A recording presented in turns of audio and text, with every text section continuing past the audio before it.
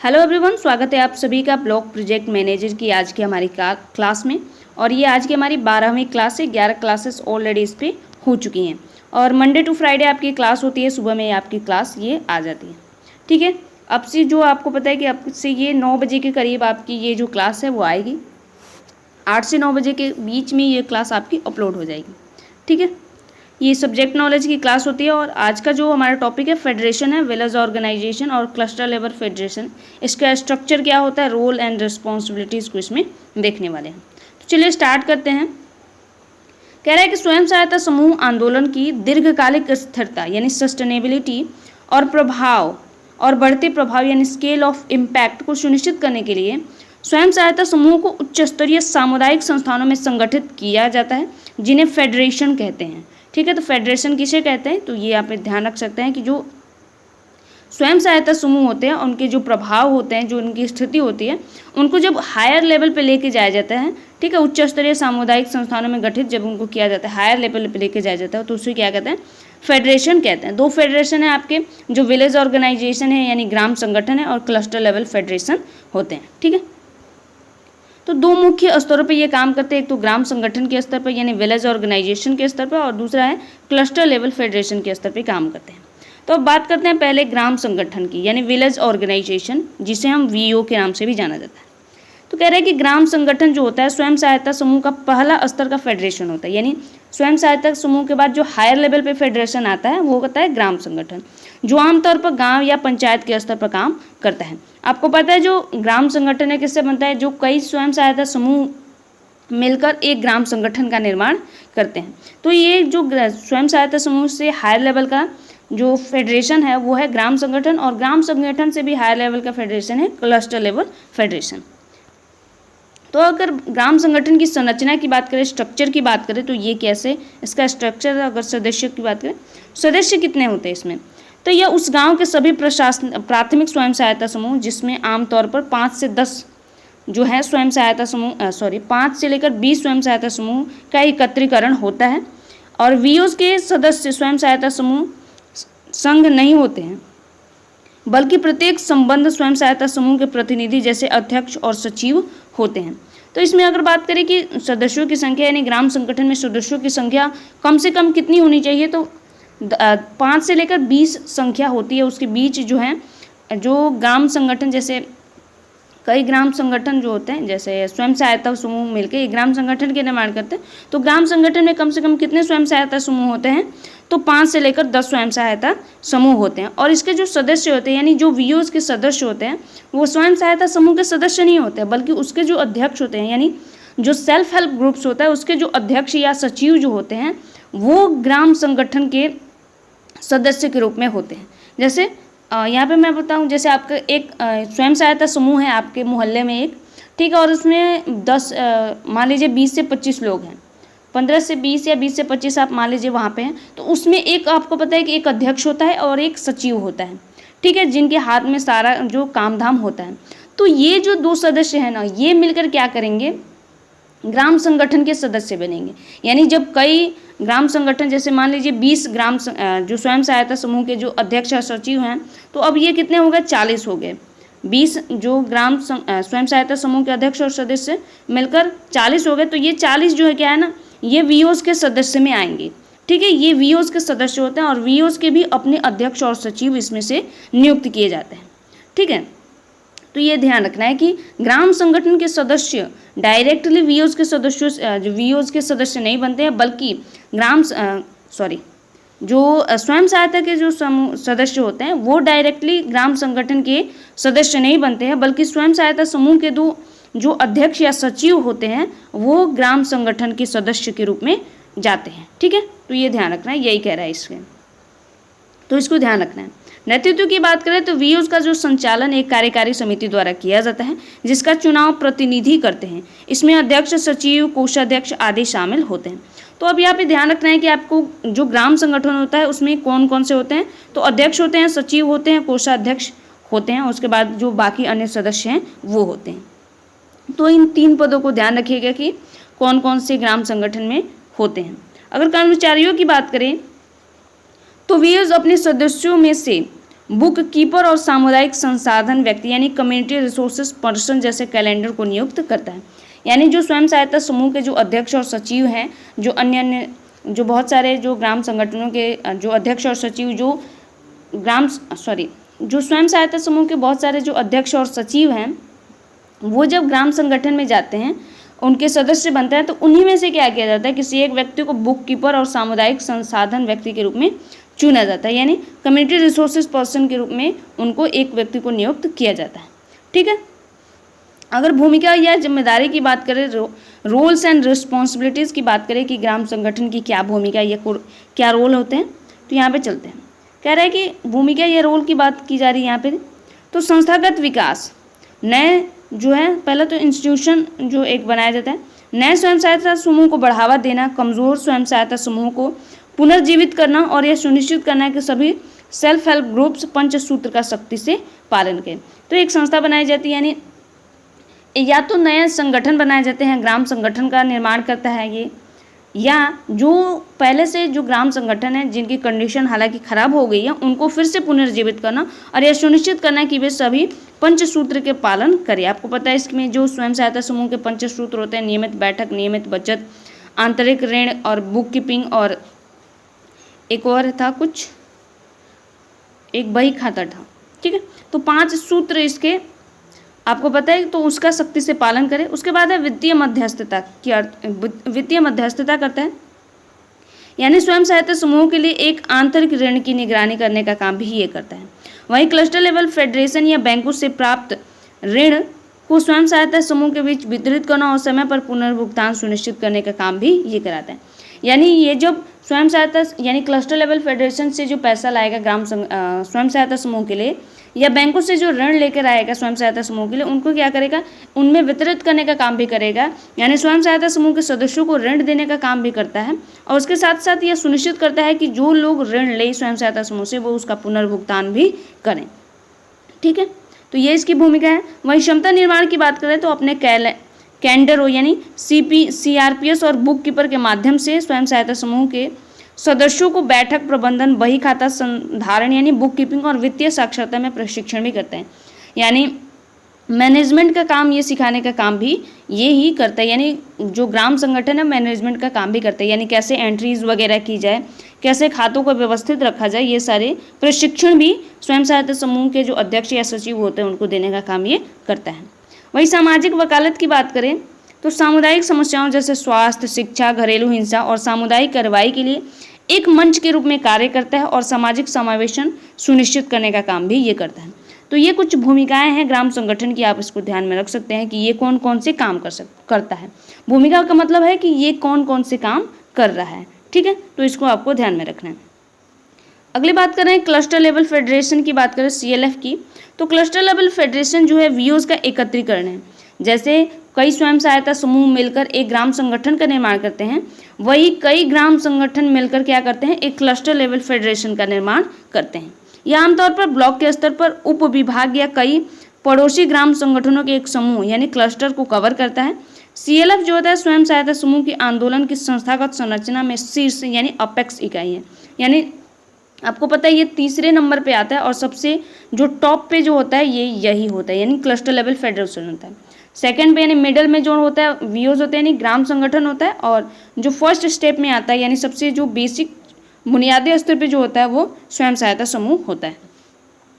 अब बात करते हैं कि इसकी संरचना कैसी है, यानी फेडरेशन की जो संरचना है, क्लस्टर लेवल फेडरेशन की संरचना स्ट्रक्चर कैसा है। तो यहाँ पे सदस्यों की बात करें तो यह एक विशिष्ट भौगोलिक क्षेत्र के सभी संबंध ग्राम संगठनों का फेडरेशन होता है। आमतौर पर इसमें क्या होता है 5 से लेकर 30 VOs होते हैं, यानी 5 से लेकर 30 ग्राम संगठन इसमें सम्मिलित हो जाते हैं। इससे कम नहीं होते, मतलब इसके अंदर यानी 5 से कम जो है ग्राम संगठन जो मिलकर एक क्लस्टर का निर्माण नहीं करते, बल्कि 5 से अधिक लेकिन 30 से कम होनी चाहिए। तो इसकी संख्या आप विशेष तौर पर ध्यान रखिएगा। वहीं नेतृत्व की बात करें तो क्लस्टर लेवल फेडरेशन प्रबंधन बोर्ड ऑफ डायरेक्टर्स यानी बोर्ड ऑफ डायरेक्टर BODs या कार्यकारी निकाय द्वारा किया जाता है, जिसमें जो सदस्य होते हैं VOs का प्रतिनिधित्व द्वारा चुने जाते हैं। जैसे उसमें स्वयं सहायता समूह के जो अध्यक्ष या सचिव थे उनमें से चुना गया था VOs के लिए, वैसे ही वीओज के जो प्रतिनिधि हैं, जो कई वीओज जैसे 30, मान लीजिए 25 या 30 जो वीओज गए हैं, उसमें जो वीओज के जो अध्यक्ष या सचिव हैं वो जो गए हैं, तो उसमें से चुना जाता है एक प्रबंधक बोर्ड यानी बोर्ड ऑफ डायरेक्टर्स को चुना जाता है या एक कार्यकारी निकाय को चुना जाता है। ठीक है, तो इसको ध्यान रखना है। अगर बात करें कर्मचारी कैलेंडर की, तो सीएलएफ अपने स्वयं के पेशेवर और विषय वस्तु विशिष्ट कैलेंडर जैसे कृषि सखी, पशु सखी, बैंक मित्र का चयन, प्रशिक्षण और प्रबंधन करता है।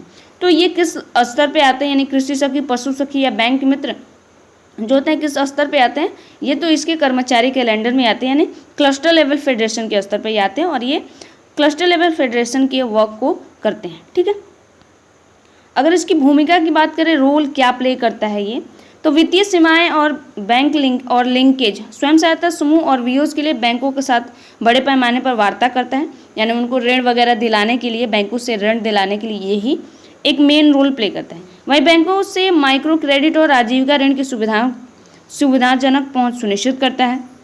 इसके साथ ही साथ वो आजीविका संवर्धन जैसे बड़े पैमाने की आर्थिक गतिविधियों यानी इकोनॉमीज ऑफ स्केल शुरू करना, जैसे सामूहिक खरीद, बल्क मार्केटिंग या सामान्य सुविधा पर केंद्र स्थापित करना, यानी ये सारे एक बड़े लेवल पर ये सारी चीज़ें करता है।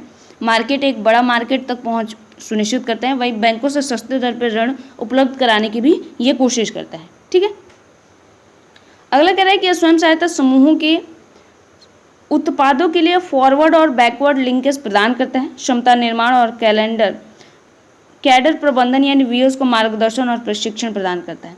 ठीक है, तो इसकी भूमिका है ये व्यापक स्तर पर होती है। फॉरवर्ड और बैकवर्ड लिंकेज इस पर ये प्रदान करता है, यानी जो भी बेसिक ज़रूरतें होती हैं एक स्वयं सहायता समूह या क्लस्टर लेवल पे, वो सारी चीज़ें प्रोवाइड कराने की जिम्मेदारी इसकी होती है। ठीक है, और ये मार्गदर्शन के साथ साथ प्रशिक्षण भी प्रदान करता है, यानी कैसे काम करना है, ये इसके साथ साथ ये बताता भी है कि काम को कैसे करना है और किस प्रकार से करना है, और ये उसमें इनकी सहायता भी करता है। अगर बात करें यहाँ पे, तो सीएलएफ यानी क्लस्टर लेवल फेडरेशन कैडर की नियुक्ति और पर्यवेक्षण करना, जो स्वयं सहायता समूहों को विशिष्ट कौशल जैसे कृषि या पशुपालन में प्रशिक्षित करते हैं, तो ये इसमें प्रशिक्षण वगैरह भी काम करता है। अगर अभिसरण व वकालत की बात करें, इसकी अभिसरण व वकालत की यानी कन्वर्जेंस एंड एडवोकेसी, सरकारी योजनाएं जैसे स्वास्थ्य, पोषण, स्वच्छता को स्वयं सहायता समूह सदस्यों तक पहुंचाने के लिए ब्लॉक या जिला प्रशासन के साथ काम करना, और जो उनके साथ काम करने के, यानी जो अभिसरण जैसे कोई योजना वगैरह आई है स्वास्थ्य, पोषण या स्वच्छता पर, तो उनके साथ मिलकर यानी क्लस्टर लेवल फेडरेशन जो है उनके साथ मिलकर काम करता है, और वो जो सुविधाएं हैं जो गवर्नमेंट की तरफ से आई हैं वो अपने स्वयं सहायता वीओज और स्वयं सहायता समूह के सदस्यों को प्रदान कराने की कोशिश करता है। वहीं गरीबी और सामाजिक मुद्दों पर सामूहिक आवाज़ बनाने का भी ये काम करता है। अगर बात करें कि निगरानी और लेखा परीक्षण, यानी वीओज के कामकाज और वित्तीय अनुशासन की उच्च स्तरीय निगरानी और आंतरिक ऑडिट, यानी जो इनर ऑडिट होती है करना, ताकि उसकी स्थिति को सुनिश्चित किया जा सके। यानी ये क्या करता है, एक निगरानी का काम, जैसे वीओज के काम कैसी चल रही है या उनकी वित्तीय कंडीशन कैसी है, क्या वो जो ऋण वगैरह ले रहे हैं वो चुका रहे हैं या नहीं चुका रहे हैं, तो ये सारी मॉनिटरिंग करने का यानी ऊपर से देखने का काम करता है। और आंतरिक जो होता है यानी इनर ऑडिट करने का काम भी ये करता है, ताकि जो कंडीशन है वो खराब ना हो। ठीक है, अगर हम इसके महत्व की बात करें कि ग्राम संगठन और क्लस्टर लेवल फेडरेशन के क्या क्या फीचर्स, यानी इनके क्या क्या इंपॉर्टेंस है, यानी सिग्निफिकेंस ऑफ फेडरेशन, जो फेडरेशन है इनका क्या महत्व है, इसकी बात करें अगर, तो फेडरेशन स्वयं सहायता समूह के आंदोलन के निम्नलिखित कारणों से महत्वपूर्ण है। अब कौन कौन से ये कारण हैं जिसकी वजह से ये महत्वपूर्ण होते हैं, तो पैमाने की अर्थव्यवस्था यानी इकोनॉमीज ऑफ स्केल, छोटे स्वयं सहायता समूह जो अकेले नहीं कर सकते हैं वे क्लस्टर लेवल फेडरेशन के माध्यम से बड़े पैमाने पर ऋण प्राप्त कर सकते हैं और थोक में उत्पाद बेच सकते हैं। जैसे अगर मान लीजिए कोई स्वयं सहायता समूह है और उसने कोई पैसा लिया और उसने कोई बिजनेस स्टार्ट किया, स्वयं सहायता समूह का एक सदस्य है, उसने पैसा लिया स्वयं सहायता समूह से और उसने बिजनेस स्टार्ट किया। ठीक है, तो उसको अगर मान लीजिए कोई थोड़ा सा बड़ा उद्यम स्टार्ट कर रहा है, तो उसको बड़े लेवल पर ऋण प्रदान करने का काम कौन करेगा, क्लस्टर लेवल फेडरेशन करेगा। वो बैंक से सस्ती दर पर ऋण उपलब्ध कराने का काम करेगा। इसके साथ ही साथ वो बैंक जो मार्केट लिंकेज के माध्यम से, यानी जो उसका सामान है वो जो व्यापारी वगैरह हैं उनको बेचने का काम भी ये करता है, यानी थोक में जो माल बिकवाने का काम भी करता है। इसके साथ ही साथ जो स्वयं सहायता समूह के सदस्य हैं उनको भी क्या करता है कि वो माल प्रोवाइड यानी जो वस्तु बनाई गई है, जो उत्पादन किया गया है, उसको स्वयं सहायता समूहों के माध्यम से भी बेचने का काम वो करता है। तो वो बिकवाने का काम करता है, ठीक है, थोक में भी बिकवाता है और जो स्वयं सहायता समूह के सदस्य है उसमें भी वो सारी चीज़ें बिकती हैं, ठीक है। जिससे क्या होता है कि जो बिजनेस किया गया वो क्या करने का रन करने लगता है, क्योंकि ये सारी जिम्मेदारी उठाने की कोशिश उठाते हैं, ठीक है। जिससे क्या होता है कि जो बिजनेस का जो ग्रोथ है वो होने लगता है, ठीक है, उसका ठप होने का चांस कम होता है, क्योंकि क्लस्टर लेवल पे की जाती है और ये इसमें बहुत सारे स्वयं सहायता जो ग्राम संगठन मिलकर काम करते हैं। तो आप अगर एक वाइडर रेंज पे देखें तो ये बहुत बड़ी रेंज हो जाती है उनकी, ठीक है।